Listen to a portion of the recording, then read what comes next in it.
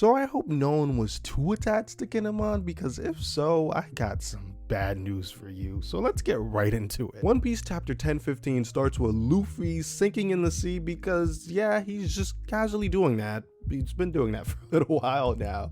Then we cut over to the live floor and we see Chopper being bitten by Queen, and yeah, that's not really a good look for my boy Chopper. Like that, you're down bad right now.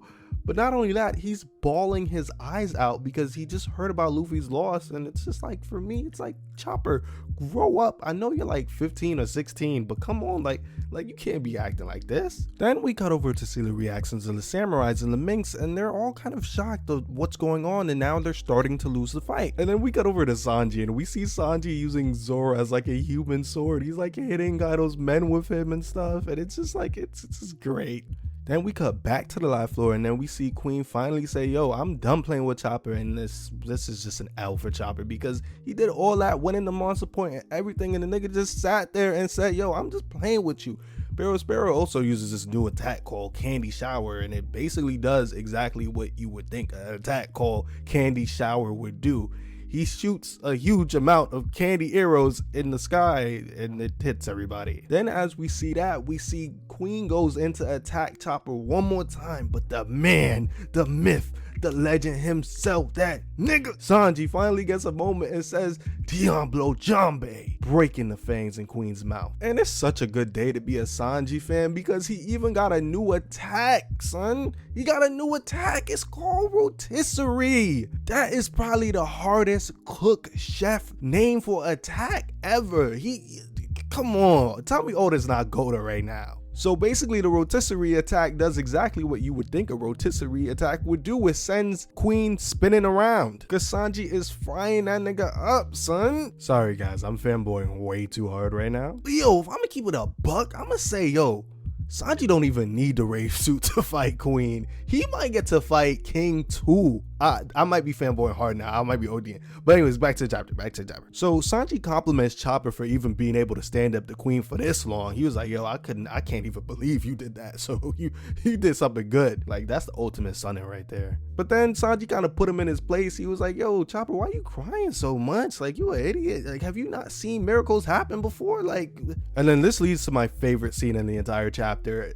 Sanji kicks Zoro to Chopper, and he's like, yo, when this guy is healed, he might be worth at least 10 men. And Zoro wakes up and says, I'm worth 2,000 men.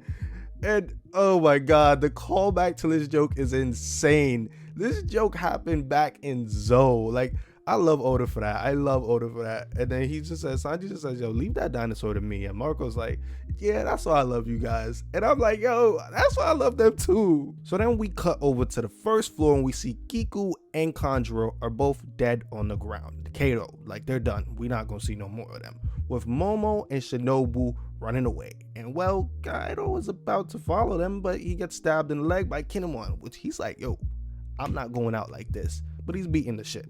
Then we see a flashback of Kinemon and Momonosuke, but honestly, I hate Kinemon, so we're not going to stay on this for too long. But basically, Kinemon couldn't call Momonosuke's son because he felt like it was weird. So then we cut back to the realest antagonist in this series, Kaido. He's like, yo, what's even your purpose for struggling? Just accept your defeat and die like a warrior. And then he grabs the katana on the ground, the one that they used to kill Kiku with, and he stabs Kinemon right in the back. It comes out through the side, through the other side, and yeah, I'm pretty sure he's dead. Like, there's no coming back from this. If Oda, I'm dropping this series if he comes back. If Kinemon like gets some sort of revive fruit, I'm dropping this series. So it's revealed that the voice that Momonosuke heard was Luffy, and Luffy told him, yo, like, make this announcement to the whole island for me. And Momonosuke says, this is Momonosuke. I'm here relaying Luffy's message to you all. Luffy is alive and he's coming back, so please keep fighting.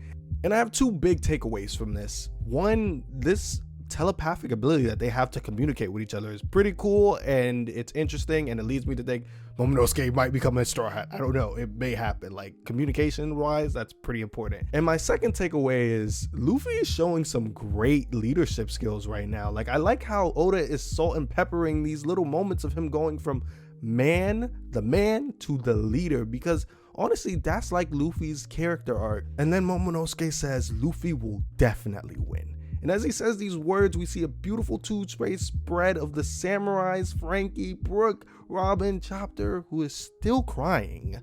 Everyone regaining their strength and their will to fight, which is kind of corny if I'm being honest with you guys. Just a little bit of a cliche. Side note, if Luffy doesn't come back and win, like, this is gonna be super anticlimactic. Just food for thought. We get the bombshell that Luffy was found by Law's super useless crew. I mean, they finally got used for something this arc, like finally, like it's been arcs of them not doing nothing. But we're finding out more things about this voice of all things thing, because apparently they were able to find him by his voice.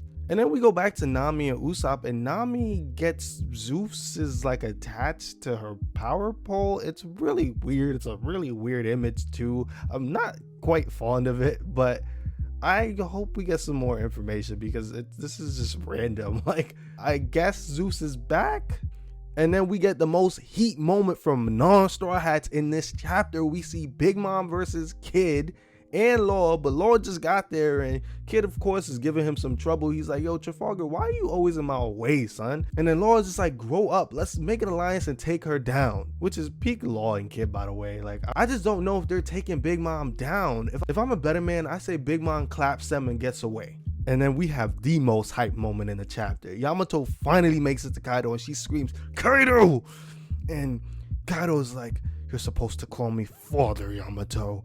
And Yamato's like, I'm here to cut that bond that I have with you. And the greatest thing about this chapter is that there is no break next week, son. Well, this next chapter, I'm really hoping to dive more into Yamato and Kaido's relationship and their backstory a little. But at the same time, I want to know what the tragedy in Act 3 is going to be. But guys, this chapter is a 10 out of 10. I'm really liking this new style of just having everything in one chapter, cutting everywhere. And guys, I'm trying to build a community of people who just want to talk about anime and manga in the comments. So please be sure to subscribe and tell me what your favorite moment of this chapter was. Mine was Sanji throwing Zoro. That's the best.